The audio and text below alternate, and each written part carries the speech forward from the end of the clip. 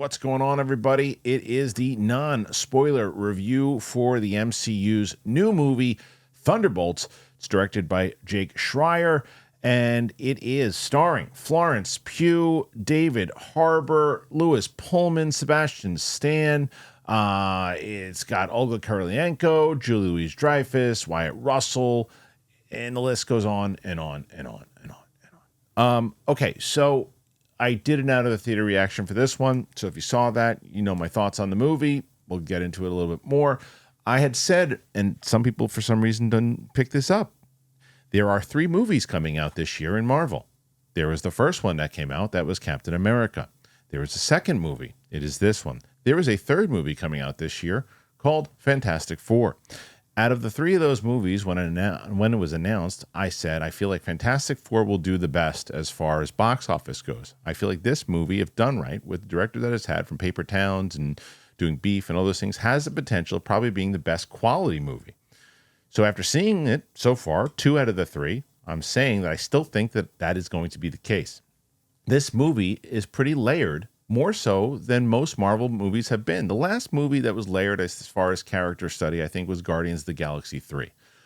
This movie is about, it really is about Yelena and what she's going through since the events of what happened to Black Widow.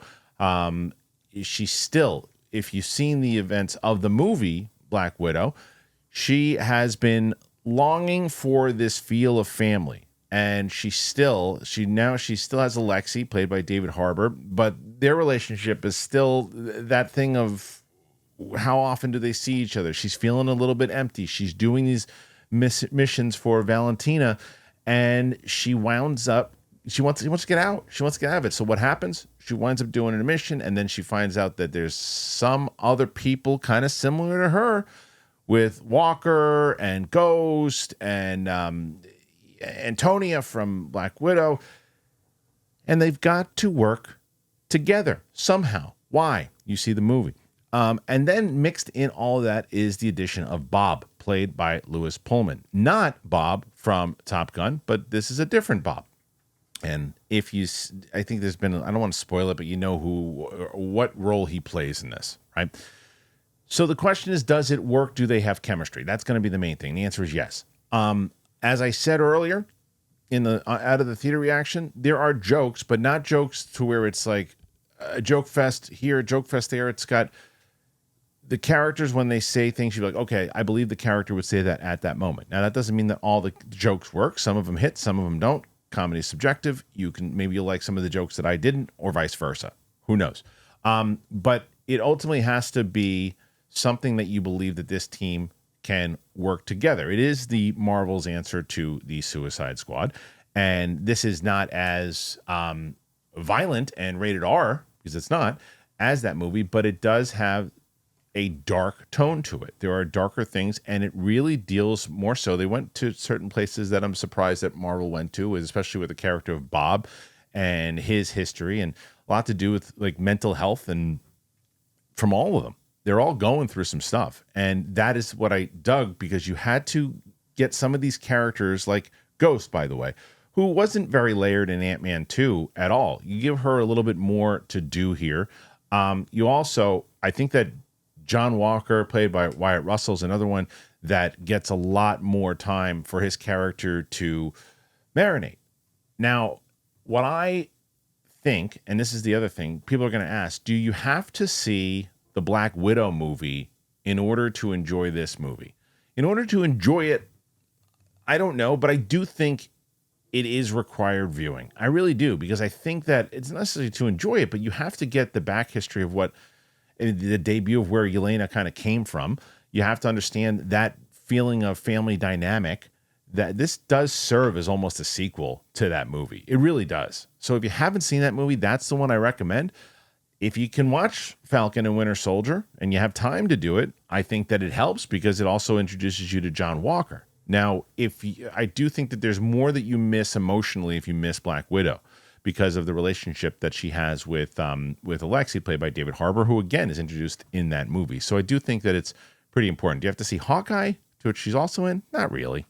And And the same thing, I guess, goes with Falcon and Winter Soldier for the introduction of Valentina, because she shows up, and she also shows up in the post-credit scene for Black Widow. So I think it's important. Speaking of post-credit scenes, very important to stick around for both of them here. Second one more so than the first. The second post-credit scene is, I think, very important for what's happening moving forward. So I'll just say that. But the tone of this movie is really what I enjoyed. I think there's a great score for this movie. I think that there is a lot of undertones, and there's you get the big action scenes at times, and but it feels more so like a kind of trimmed down, smaller scale, right? Meaning that it doesn't feel like a $200 million big budget action scenes. They feel like, okay, this is like almost like something like that Gareth Edwards would do in those types of, let's condense our budget, let's make it count. And they make it count. And there's some really great moments. Now, I think some people are going to feel like the ending it's different. It's different. And I think for what they did and how they set up this movie, the ending for me really worked. But it's not the traditional Marvel ending. I will say that. But there's some really good stuff going on in this movie. Like I said, I think the directing was done well. You can tell from his previous work on a movie I liked, Paper Towns, and I didn't see Beef, but I hear great things about it. But you can tell the character studies and what he wanted to bring to this movie, and I think he succeeded in doing that. I will say Florence Pugh as the lead really works. You can see her star power overall. It is her story, Yelena's story, of what she has to do, overcome the relationship that she sees with Bob and trying to help Bob understand certain things. And Lewis Pullman, again, really stands out in this one because he's asked to do a lot with the character of Bob. And he's asked for us to believe in a lot of the things that are happening with Bob, both emotionally and other things. And you have to have the right actor to do that, and I think he does it pretty well. Sebastian Stan as Bucky Barnes, always great, and that's your tie-in to the MCU of the old school stuff, to where you're like, this is the Winter Soldier, there's Bucky, and they do certain things like that. There are throwbacks and things that are even mentioned, seen, that you see in the movie, and you go, that ties in really well. I think that that's what this movie has done that Marvel has missed the mark on a lot recently, is that it feels part of the overall connected thing. It doesn't feel like they're just trying to go with a goofy premise and say, we want to do this. We want to try to do this now because we've succeeded on every other thing that we've tried to do. So we're going to try to do this particular tone, and this director's going to do this, but it's just going to be their style of thing. They kind of got away from that feeling of connectivity, and you can make things like, Winter Soldier, when that came out, that is a Born Identity type movie, but it all feels connected. You can change the tone and this is the same type of thing with this movie. This is a tone that feels different, but yet it feels connected to the overall storytelling of Marvel. And I think that's what's important.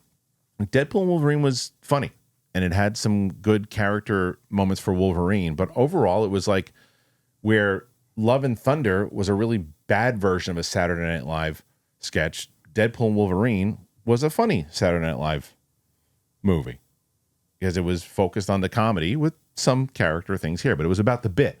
This is about the story. This is about the characters. And that's why I think since Guardians of the Galaxy 3, it's probably the best thing Marvel has done as far as character study, as far as the way that the film looks, and as far as not having to go too big. So I'm going to go 4.2 out of 5 for Thunderbolts.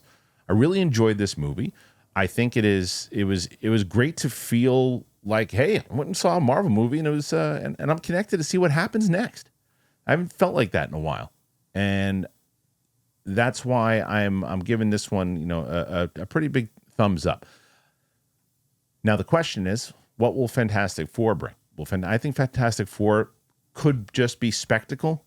I could be wrong, but we shall see. What do you guys make of this? Do you want to see it? Are you going to wait for streaming? Put your thoughts out there. Let me know exactly what you think. And that's it. If you're new to the channel, subscribe to the channel. Thanks for being here. I appreciate it. I'm going to have a spoiler review of this coming out pretty soon. I have reactions, reviews. If you have seen Black Widow, I just did a reaction with my friend Sam. She had never seen a lot of the MCU before. We're caught up to I think Black Widow was the last thing we actually watched together, so you can go and check that out. That's on the channel currently. And that's it. So thanks for being here. I appreciate it, and we'll see you next time. Bye. You think you know the Star Trek universe? Spock, Kirk, Picard.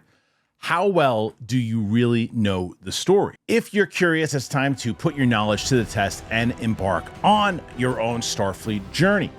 Starfleet Command is the ultimate strategy game where you can build your own fleet, forge powerful alliances, and explore the vast galaxy like never before.